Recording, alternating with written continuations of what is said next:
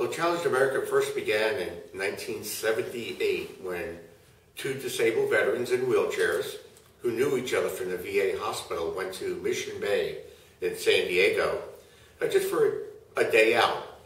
And as they're rolling around by Mission Bay, they see all these people in sailboats, and jokingly one said to the other, they're all sitting just like we are. Looks like fun. Let's go sailing. And they tried to get people in San Diego to show them how to sail, and no one wanted to take them out sailing and teach them how to sail. So they went out and bought a boat. They bought a Cal 20 boat. And that's 1978 in Mission Bay. And they taught themselves pretty much how to sail with some help of other people who had boats next to them who would go out with them and teach them how to sail. Well, they got the sailing bug, and soon afterwards they bought a little bit bigger boat, a Santana 27, which was a racing boat. And they got hooked by the racing and just loved the competition. And basically what they loved was no one knew they were disabled, because when you're in a boat sitting down, everybody else is sitting down, no one could tell that they were wheelchair users. And they invited other people to go sailing with them. And the racing began, and from that they graduated in the early 1980s into a Beneteau First Class 34-foot Beneteau racing sailboat. And they began sailing in San Diego's Big Bay. And that's where the program has been ever since. And I got invited into the program. I was at the VA hospital. I'm a disabled veteran, Vietnam era. And my wife overheard one of them talking about going sailing, and they needed a crew member. And my wife said, "Oh, my husband used to sail when he was sighted and when he was a kid." And they came over and said, "You want to go sailing this weekend?" I said, "What can I do? I'm total blind. I don't hear very well," and gave them a whole bunch of excuses. And they said, "Can you pull on the line?"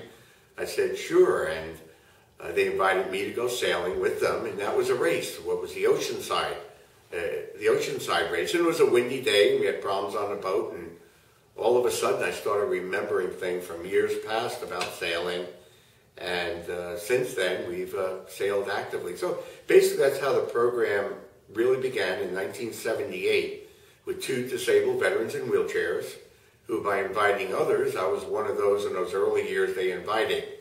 And after doing the Ensenada race, where we sailed from San Diego to Ensenada, Mexico, while in Ensenada, the crew, all of us having disabilities, said, "Let's start a program." And someone said, "What are you going to call it?" And all these names came out, and soon the name Challenged America came out. And there's controversy about who actually came up with the name, but it really was a combination of everybody chipping in. And I said, "Oh, let's call it Challenged America." And Challenged America formally began in 1990. And in 1992 became a charitable program under the Disabled Business Persons Association. And the Challenged America program is primarily a therapeutic program, a program where people with disabilities could learn how to sail and hopefully build up their self-confidence, and to the point that they want to go back to work. They want to start businesses, maybe go back to school. But the primary focus is to get people involved in the community, so that people with disabilities are just not sitting at home all day and doing nothing, but helping others, whether they have disabilities or not, but helping themselves too by going back to work and being involved in their community again. And the program is history, as they say. It just grew and became popular, and we started expanding more and more and sort of pushing the envelope. They said, "You can't do that," and we said, "Yes, we can."